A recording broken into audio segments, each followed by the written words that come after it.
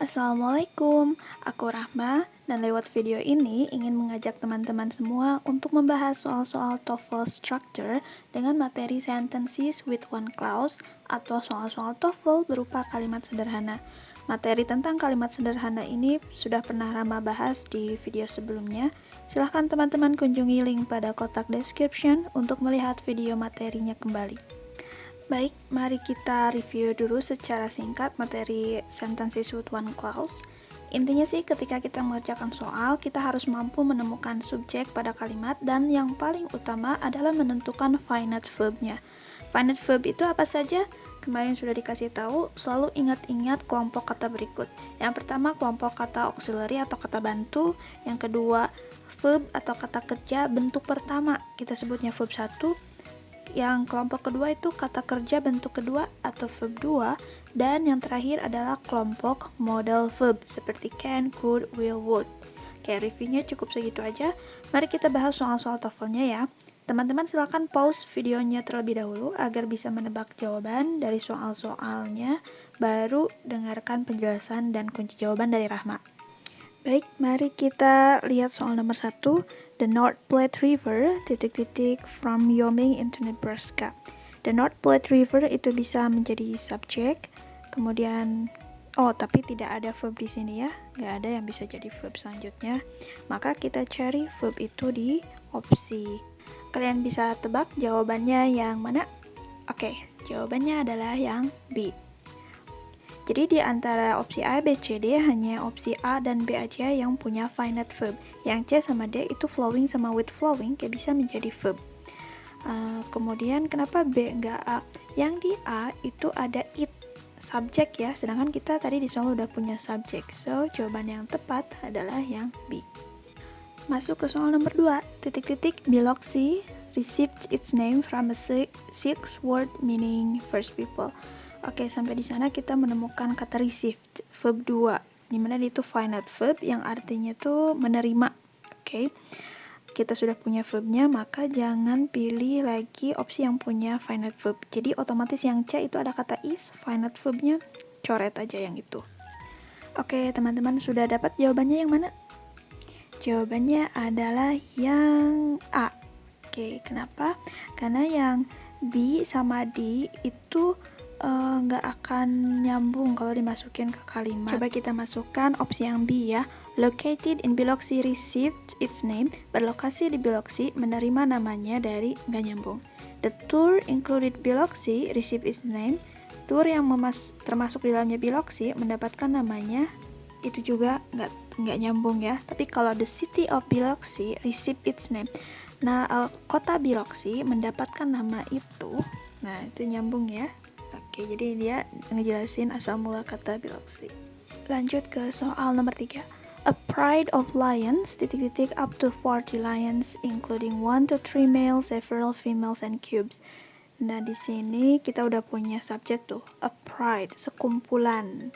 Oke, tapi di sana seterusnya, kata seterusnya tuh nggak ada yang bisa menjadi kata kerja ya. Jadi di sini yang hilang kata kerja. Maka carilah finite verb di opsi A, B, C, D. Sudah ketemu finite verbnya? Finite verb itu ada di opsi A, B, sama C ya. Oke, containing itu bukan. Yang opsi B kita harus coret. Kenapa? Karena dia ada kata it subject. Kita udah punya subject, jadi tinggal A sama C. Nah, yang jawaban yang benar adalah yang A. Kenapa nggak C? Contain verb 1 ya. Karena subjeknya itu tunggal. Maka kalau subjek tunggal, verb satunya itu harus ada S-nya, contains. Oke. Baik, masuk ke soal nomor 4. Tea plant are small and white. Kita sudah punya finite verb di sana, are. Ingat are itu untuk subjek jamak yang banyak ya, sedangkan tea plant ini single. Maka kita harus mencari jawaban yang bisa membuat subjek itu menjadi jamak. Antara C atau D ya, yang ada flowers ada S-nya. Oke, tapi kita coba masukin yang C. Having flowers, the tea plant are small and white. Ternyata kalau pakai yang C, yang C, subjeknya tetap tunggal, the tea plant. Oke, sedangkan kalau kita pakai yang D, the flowers of the tea plant are small and white. Subjeknya itu adalah the flowers. jamak ya, sudah sesuai dengan are. Kenapa sih nggak dilirik gitu ya opsi A dengan B? Yang A the plan, jelas itu akan tetap jadi subjek tunggal. Terus yang B ada on itu kan preposition, sedangkan subjek tidak bisa diawali oleh preposition. Oke, jadi jawabannya adalah yang D. Soal nomor 5. The tetracyclines, antibiotics, lagi are used to treat infections. Oke, di sini ada koma ya, yang titik-titiknya itu diapit yang koma. Ingat, berarti yang kalau diapit koma itu adalah apositif, dimana apositif itu di dalamnya tidak boleh ada kata kerja. Oleh karena itu, opsi A dan D bisa kita coret aja karena mereka punya finite verb are sama is. Jadi antara B sama C. Tinggal kita lihat aja make sense atau enggak. Yang masuk ke makna kalimat itu yang tepat adalah opsi C, a family of antibiotics. Bagian dari keluarga antibiotik, bukan being a family, menjadi keluarga antibiotik. No. Opsi yang tepat adalah yang C. Any possible academic assistance from taking stimulants, marginal at best. Oke, di sana belum ada finite verb ya, tapi kita sudah punya subjek, yaitu any possible academic assistant. Jadi carilah finite verb yang finite verb ada di opsi A, B, C. Jadi D kita coret S, itu bukan kata kerja. Kemudian karena sudah punya subjek, kita coret opsi yang ada subjeknya. A sama B bisa dicoret karena ada subjek it sama there lagi ya. Oke, jadi jawabannya benar ya opsi C. Soal nomor 7. Henry Adams, born in Boston, famous as historian and novelist. Oke, yang diapit koma itu apositif, itu bukan subjek. Subjeknya itu Henry Adams. Dan tidak ada kata kerja di sana. Maka cari kata kerja yang finite untuk kalimat di atas. Yang B sama D kita bisa hapus ya. Kenapa? Karena ada N itu conjunction. Kita nggak butuh conjunction di sini. Dan yang opsi C juga bisa dihapus. Kenapa? Karena ada he, subjek. Kita udah punya subjek di kalimat. So, jawaban yang tepat adalah opsi A, became. Soal nomor 8. The major cause, the pull of the moon on the earth. Jadi kita perlu mencari kata kerjanya ya, yang disesuaikan dengan subjek.